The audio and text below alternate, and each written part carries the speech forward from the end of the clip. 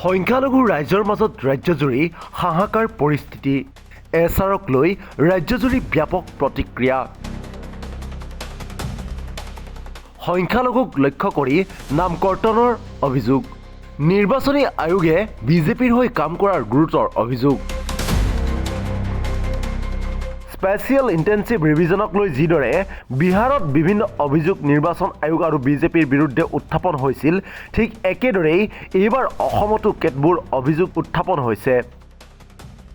উল্লেখ্য যে কেইদিনমান পূৰ্বে ৰাইজৰ দলৰ সভাপতি অখিল গগৈয়ে অসম বিজেপিৰ বিৰুদ্ধে বিস্ফোৰক অভিযোগ উত্থাপন কৰিছিল। বিজেপিৰ ৰাজ্যিক সভাপতি দিলীপ শইকীয়াই দলৰ কৰ্মকৰ্তাৰ ভাৰ্চুৱেল সভাত ৬০টাকৈ সমষ্টিত ১০,০০০কৈ ভোট কৰ্তনৰ নিৰ্দেশ প্ৰদান কৰিছিল বুলি অভিযোগ তুলিছিল শিৱসাগৰৰ বিধায়কগৰাকীয়ে। আৰু এইবাৰ তাৰ পাছতেই ৰাজ্যৰ বিভিন্ন ঠাইত সংখ্যালঘু ভোটাৰ কৰ্তনৰ লগতে চীনা পৰিচয় নথকা ব্যক্তিৰ নাম অন্তৰ্ভুক্ত হোৱাৰ অভিযোগ উত্থাপন হৈছে। গোৱালপাৰা, কলগাছিয়া, দলগাঁও, ৰঙানদী, জাগিৰোড, লখিমপুৰকে ধৰি ৰাজ্যৰ ভিন্ন প্ৰান্তত বিভিন্ন ব্যক্তিৰ লগতে আমছু আৰু AIDFও সৰব হোৱা পৰিলক্ষিত হৈছে। আনহাতে প্ৰদেশ কংগ্ৰেছৰ প্ৰাক্তন সভাপতি ভূপেন বৰাইও ৫ দিনৰ পূৰ্বে উত্থাপন কৰিছিল কেতবোৰ গুৰুতৰ অভিযোগ। ভূপেন বৰাৰ অভিযোগ, ভোটাৰ লিষ্টৰ পৰা নাম কটাৰ এটা ষড়যন্ত্ৰৰ আমি গোন্ধ পাইছোঁ। এইখন হৈছে এখন তালিকা ১৮৫০ জন মানুহৰ ১৮৫০ জন মানুহৰ তালিকা।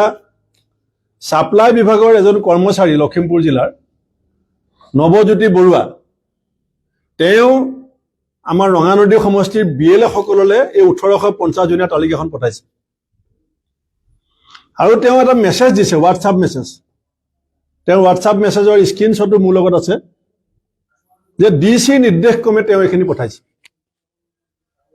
উপায়ুক্ত মহোদয়ৰ নিৰ্দেশক্ৰমে পঠাইছে বুলি নৱজ্যোতি বৰুৱা ছাপ্লাই বিভাগৰ কৰ্মচাৰীয়ে BLA সকলক কৈছে যে এই নামবিলাক চেক কৰিব লাগে আৰু যদি তেওঁলোকে কিবা বেমেজালি পায় তেতিয়াহ'লে তেওঁলোকৰ ৰেচন কাৰ্ডৰ পৰা আৰু নামটো কাটি দিব লাগে।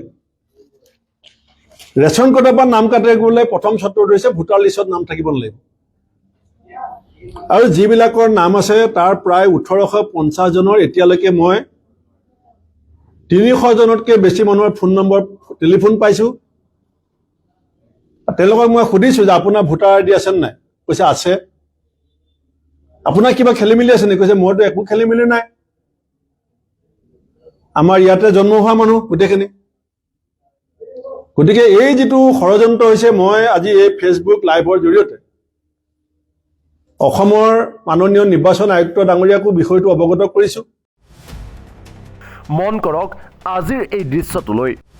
নাম কৰ্তনৰ জাননী লাভ কৰাৰ পাছতেই সোণালীলৈ যোৱাৰ সময়ত জাগিৰোড সমষ্টিত দুৰ্ঘটনাত পতিত হয় ৭০ বছৰ ঊৰ্ধৰ ব্যক্তিও।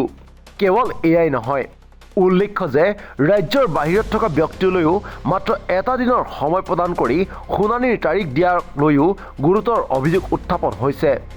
শুনক জাগিৰোড সমষ্টিৰ নিবাসীয়ে কি ক'লে।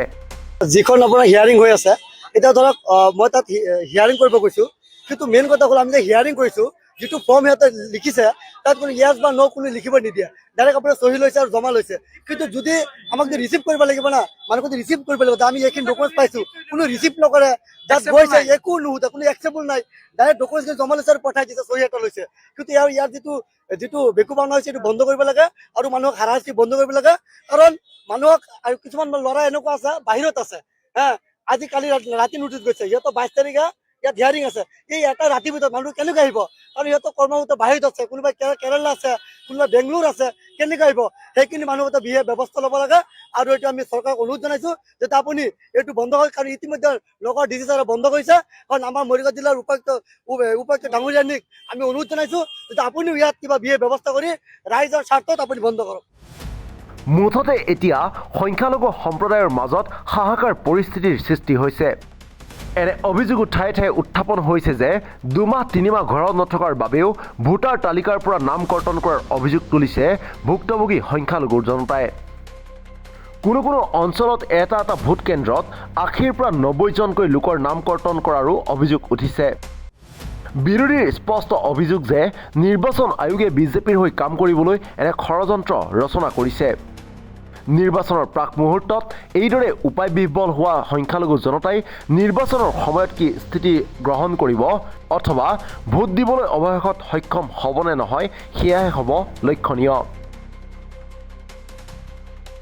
News desk report, Assam daily 24।